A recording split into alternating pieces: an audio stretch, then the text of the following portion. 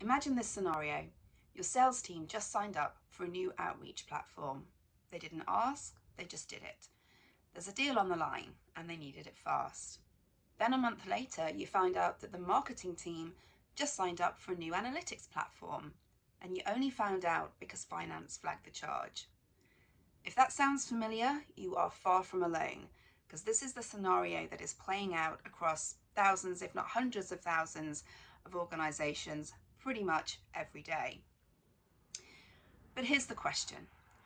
When was the last time that you fully audited all of your suppliers and vendors that have access to your data and systems? Not just the big ones, all of them.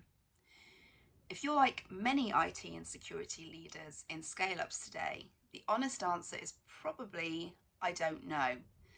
And that's not a criticism, far from it. It's just the reality. So, how did this happen? Well, firstly, everything's SaaS now. Need a new customer success platform? There are 50 options. User analytics? 40 potential vendors. And every new capability represents a new vendor relationship. Secondly, remote work. Distributed teams need their own tools, and they'll choose what works for them, whether that's communication, collaboration, project management, and so on. And thirdly, you gave your teams autonomy. Marketing doesn't need approval from IT to launch a new campaign.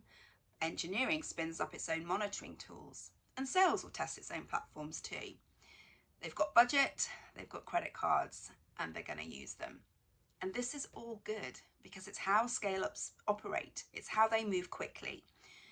But every new vendor relationship represents another party with access to your data and therefore represents some level of risk.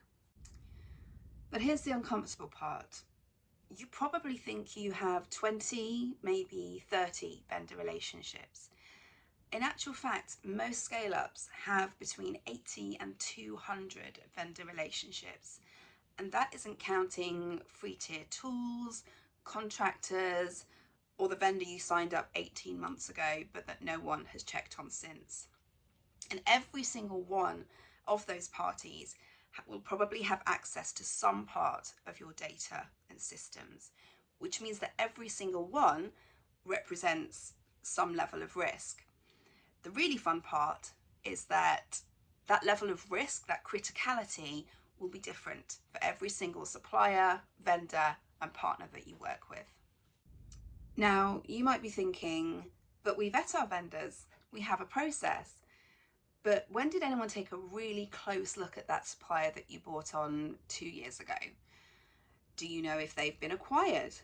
How has their security posture changed? Have they had a breach? It isn't really about how many vendors or suppliers that you have relationships with. It's about what you're doing, or in some cases not doing, to manage the risk that they represent.